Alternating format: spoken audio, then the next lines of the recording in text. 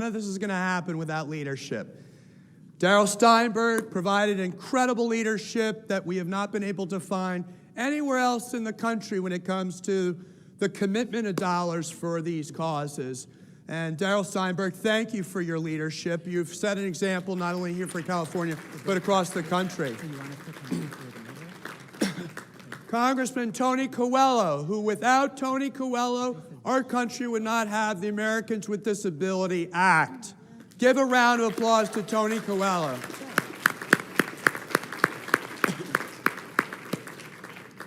I am honored to be here.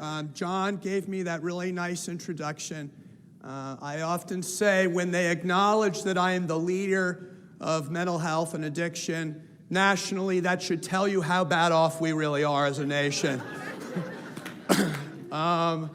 So the reason I am the leader is really by default. It's because no other member of Congress, when I was elected, this was after Tony had left, would want to put their name first on a bill with mental health and addiction on it. So I come from the smallest state in the country, Rhode Island. And I was the youngest member of Congress when I was elected at 27.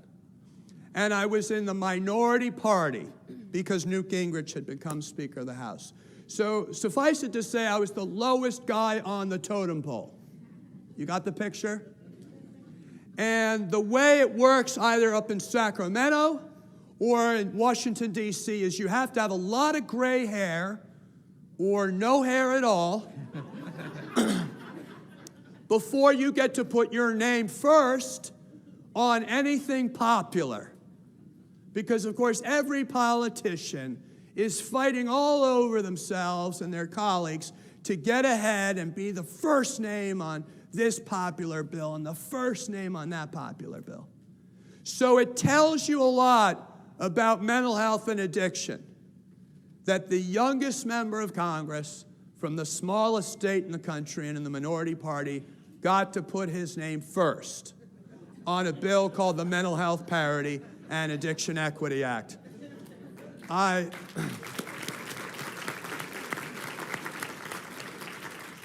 it had nothing to do with the fact that because I was a Kennedy and I had been in drug treatment, that it was well known. Because the guy that I was in drug treatment with sold his story to the National Enquirer that he was my roommate in rehab.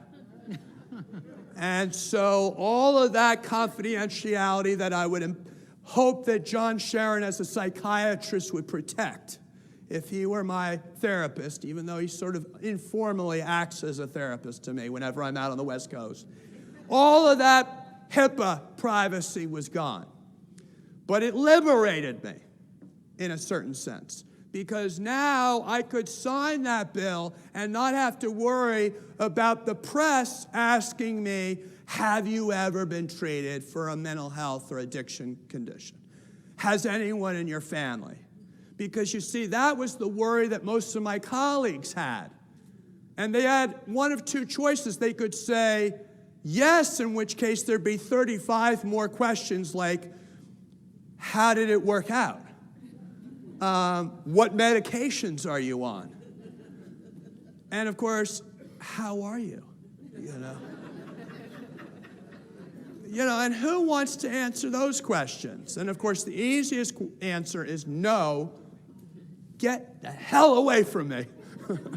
In which case, the press would just be all over them. So this is why I had the dubious honor of being the leader of mental health and addiction, just by default. So the irony of all ironies is that, as is in the case of mental illness and addiction, I was the last one to know that I also suffered from the mental illness and addiction, even though I had been to treatment. The layers and layers and levels of denial on my own part made for a very interesting paradox that while even I was the sponsor of the national legislation saying we shouldn't discriminate against mental illness and addiction, and we should fight stigma. Whenever it came to my needing treatment, I used to tell the hospitals not to send me down to the psychiatric ward. God forbid anybody find out. I would tell them, take care of me right here in the regular hospital. Because don't you know who I am? I can't afford to get caught being the champion of mental health and also having a mental health condition. This is the big irony, right? And frankly, it wasn't until I left Congress in 2011 that I was finally able to get permanent sobriety.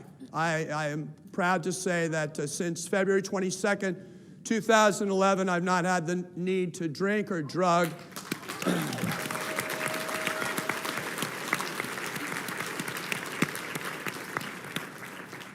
But every time I go back to Washington, D.C., now I understand why I did drink and drug. To survive. It's not funny. I mean, I try to make light of it because we often get in such a downer when we talk about the tragedy of these illnesses and their circumstances. I would just say that I know today that there's a bigger power than me that was in control of everything when I didn't recognize it at the time.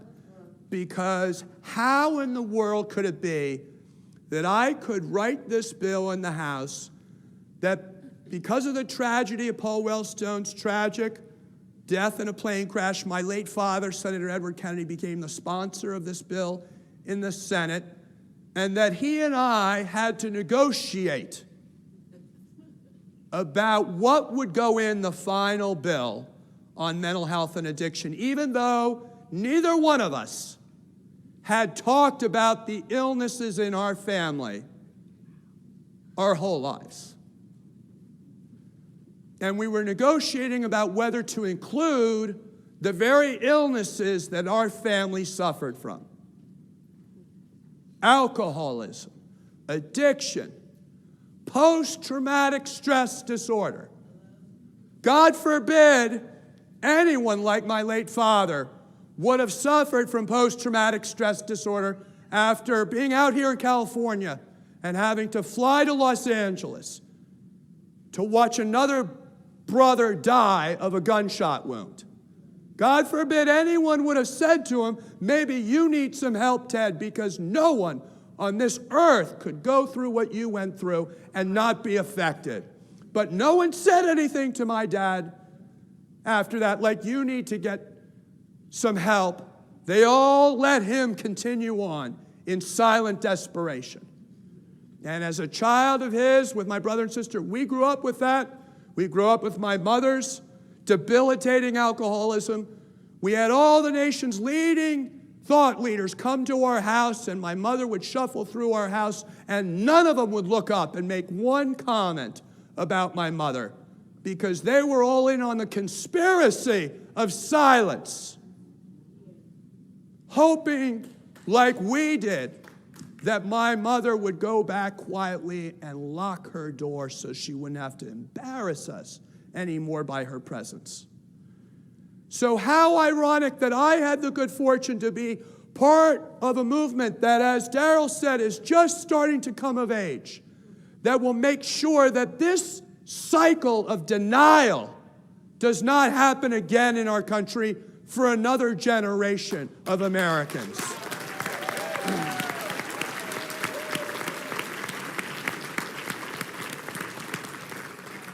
So in a real sense, we are fighting a new type of medical civil rights because we don't want mental health to be a separate and unequal treatment system. We don't want to have people, just because their illness is an illness of the brain, to have to go down and drink from the colored water fountain anymore. We don't want them to have to feel like somehow they're less than because their illness is an illness of the brain as opposed to any other illness of the body. Because it's that kind of shame that makes all of these illnesses even worse. And so what we have today, led by Dr. John Sharon, who's a doctor, is talking not only about this as a medical issue and a societal issue, but a moral issue. Because we are in the house of God. And it is important for us to come back to that age-old wisdom, no matter what house of worship you have, that you treat others as you yourself would want to be treated. And that those there, but the least of these, my brothers and sisters, go I. And that is the fundamental moral charge articulated by John F. Kennedy when he signed and spoke in front of the nation on civil rights. Because back then, they said, don't rush that civil rights. You know, who knows what's going to happen? How quickly? We can't go too quickly. It's going to take a while to integrate. And that's what we hear from these insurance companies. That's what we hear from these hospitals. They always say, oh, it's going to take time. Well, what about it when it's your child that needs one of these services? How are you going to feel then? So that's what John F. Kennedy said. He said that we ought to treat this as the moral issue. And then he ultimately, just before he passed away, signed the Community Mental Health Act of 1963. And that was the historic piece of legislation that said we ought to treat people in the most least restrictive environment, wherever possible, and that people with mental illness, as he said, need no longer be alien to our affections or beyond the help of our communities. And so, how ironic that not only did the bill I got to introduce help rectify, in a small sense, the experience that I had when I was a child growing up with a mother that was constantly being berated as if it was a moral failing of hers as opposed to a medical failing. Like she chose to be shamed like that, as if that was something voluntary that she did. And not only did I get to talk to my dad about mental health, even if it was over the legislative, table, but at least I got to finally have a conversation with him before he died. But when it ultimately was a bill that got signed into law, it was signed into law on the same desk that President Kennedy signed the Community Mental Health Act of 1963. Now, you can say a lot of things, but I don't believe that's a coincidence. And so today, I try to live my life knowing that I can't control what happens. If I just try to be part of this movement that you're all part of kicking off, things are going to work out the way they're meant to work out. And I'm grateful for the fact that all of you are here today to help us make sure that we say that the march continues. Because 50 years ago, this year, not more than a couple weeks from now, will be the 50th anniversary of my Uncle Bobby's death. We just marked the 50th anniversary of Dr. King's death. We saw 1968 marked by great riots and protests and young people coming up out of the shadows through the freedom rides. Freedom rides, those young people were helping to bring desegregation throughout this country. And wouldn't it be appropriate in that historical dimension for us to say 50 years later, we're carrying on Dr. King's vision of a more beloved community because we're pairing up on a new freedom ride, and that is to liberate those brothers and sisters of ours who were enshackled by the current system of mental health and denied the treatment that they are due because of the dignity of who they are as human beings. Thank you very much.